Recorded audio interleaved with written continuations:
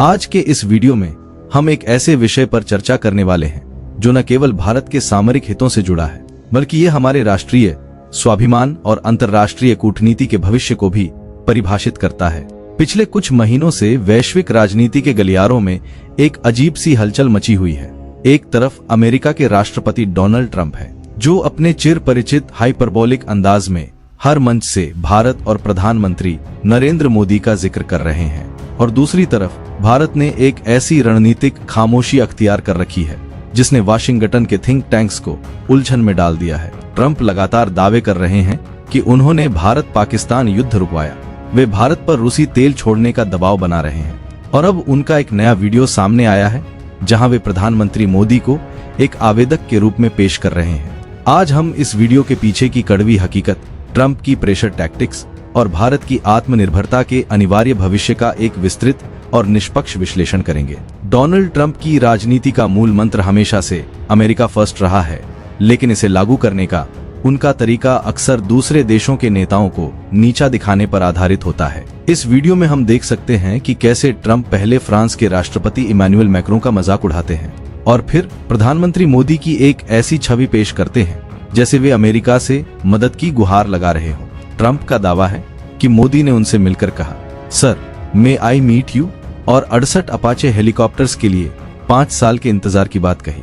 यह दरअसल ट्रंप की वह पुरानी तकनीक है जिसमें वे खुद को एक अमसीहा और दुनिया के अन्य नेताओं को जरूरतमंद दिखाते हैं। वास्तविकता यह है कि अंतर्राष्ट्रीय संबंधों में मुलाकातें और सौदे प्रोटोकॉल के तहत होते हैं, न कि किसी की दया पर। ट्रंप इस तरह की कहानियों का इस्तेमाल अपनी घरेलू रैलियों में यह दिखाने के लिए कर रहे हैं कि उनकी वजह से अमेरिका का रक्षा निर्यात बढ़ रहा है, जबकि इसमें सच्चाई का अंश बहुत कम है।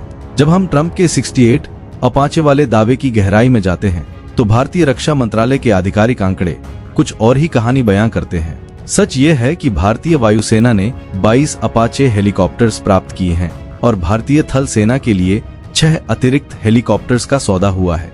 कुल मिलाकर यह संख्या 28 बैठती है। तो फिर ट्रंप 68 का आंकड़ा कहां से लाए? अल्फा डिफेंस के विश्लेषण के अनुसार ट्रंप संभवतः Chinook helicopters, Romeo multi role helicopters और अपाचे के आंकड़ों को एक ही टोकरी में डालकर पेश कर रहे हैं ताकि वे अपनी सेल्समैनशिप को बड़ा दिखा सके। यह एक गंभीर विषय है, क्योंकि जब एक महाशक्ति का राष्ट्रपति इस तरह के गलत आंकड़े पेश करता है तो वह केवल भ्रम फैलाता है।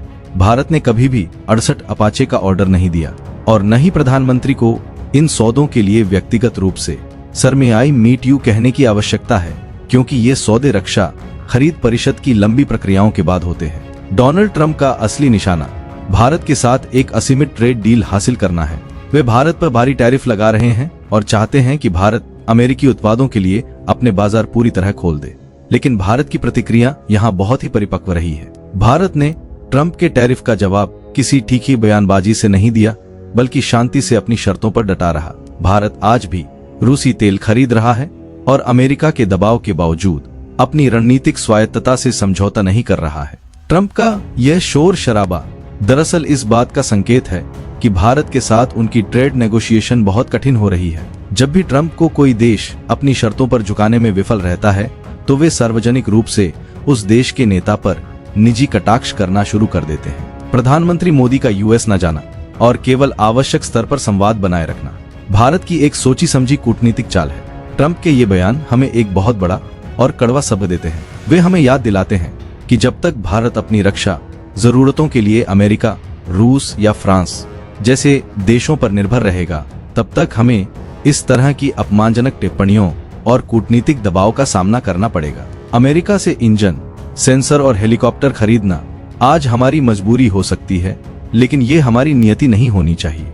अगर भारत को वास्तव में एक वैश्विक महाशक्ति बनना है तो हमें अपने इंडिजीनस यानी स्वदेशी प्रोग्राम्स को युद्ध स्तर पर गति देनी होगी। ट्रंप का यह व्यवहार एक वेकअप कॉल है कि हमें अपने कावेरी इंजन और AMCA जैसे प्रोजेक्ट्स को सफल बनाना ही होगा। आत्मनिर्भरता केवल आर्थिक लाभ के लिए नहीं, बल्कि राष्ट्रीय सम्मान को अंतर्राष्ट्रीय मंच पर सुरक्षित रखने के लिए अनिवार्य है। भारत को अगर अपनी स्थिति बदलनी है तो उसे पिछले 2 दशकों में चीन द्वारा अपनाए गए मॉडल का गहराई से अध्ययन करना होगा।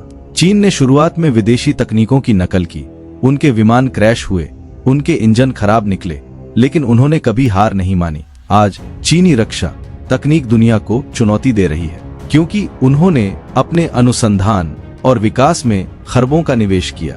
भारत को भी अपनी आईटी सेल की राजनीति से ऊपर उठकर अपनी वैज्ञानिक संस्थाओं और निजी उद्योगों को सशक्त बनाना होगा।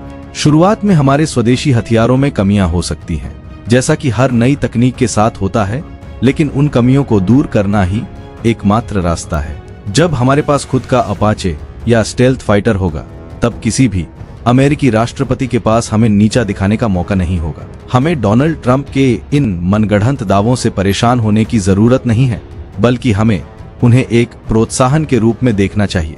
ट्रंप हमें बार बार यह याद दिला रहे हैं कि दुनिया की नजरों में भारत का कद तभी बढ़ेगा जब हमारी सैन्य ताकत हमारी अपनी होगी। राजनीति को किनारे रखकर देखें तो ट्रंप अनजाने में भारत के आत्मनिर्भर मिशन को और मजबूत कर रहे हैं। भारत को अपनी साइलेंट डिप्लोमेसी जारी रखनी चाहिए और अपनी ऊर्जा को केवल स्वदेशी निर्माण में लगानी चाहिए।